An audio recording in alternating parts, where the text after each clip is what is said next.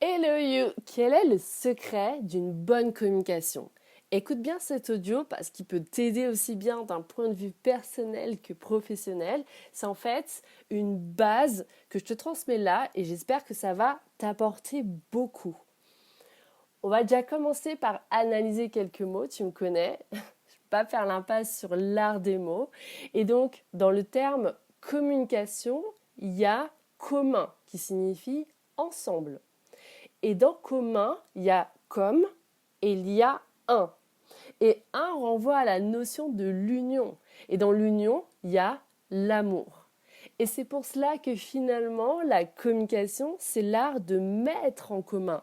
C'est l'art d'unir. L'art donc d'aimer et d'être aimé.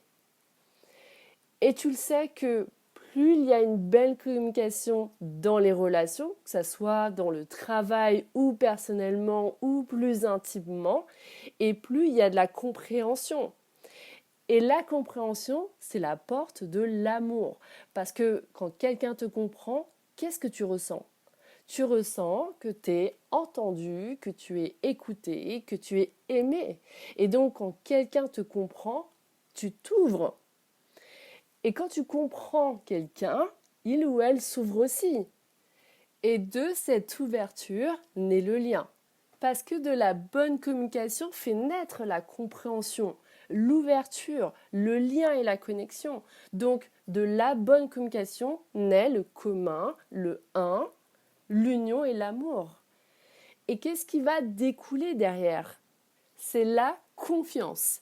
Et à partir de là, quand tu commences à entretenir un nouveau lien avec cette confiance, ça va créer une véritable relation. Et c'est ça l'art de la communication. C'est cette capacité de mettre en commun. Et maintenant, on va voir ensemble comment bien communiquer.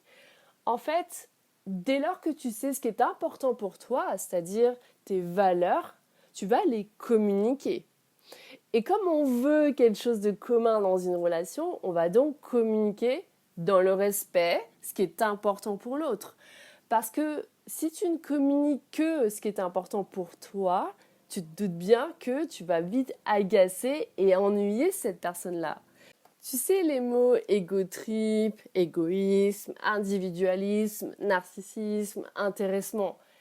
Et tout ça là, ça ne va clairement pas créer une belle relation. Je pense qu'on est d'accord. Et si tu ne parles que pour la personne, tu vas forcément te dévaloriser. Tu vas mettre l'autre au-dessus de toi et tu vas être frustré du manque de communication, de lien et de connexion. Parce que je le redis, on veut quelque chose de commun dans nos relations. Et quelle que soit la nature de la relation, hein. Alors que si tu parles de et avec tes propres valeurs, tu communiques donc ce qui est important pour toi et ce que tu valorises vraiment dans ta vie, dans toujours le respect de ce qui est important pour l'autre, de ce qu'il ou elle valorise aussi. Et là, tu crées un lien, là, tu crées une bonne communication, une bonne communion, une belle union et surtout une nouvelle relation qui se crée. Et tu es déjà sur le chemin de l'amour. J'espère que cette communication t'a plu, que tu vas pouvoir t'en servir, te servir de cette base fondamentale pour pouvoir mieux communiquer au quotidien, créer de plus beaux et de meilleurs liens dans ton professionnel, tes amitiés et dans ton personnel, dans tes relations intimes avec ton one ou ta chérie et que ça te permet aussi d'avancer vers l'amour et ta réalisation. So, on arrache tout, let's go!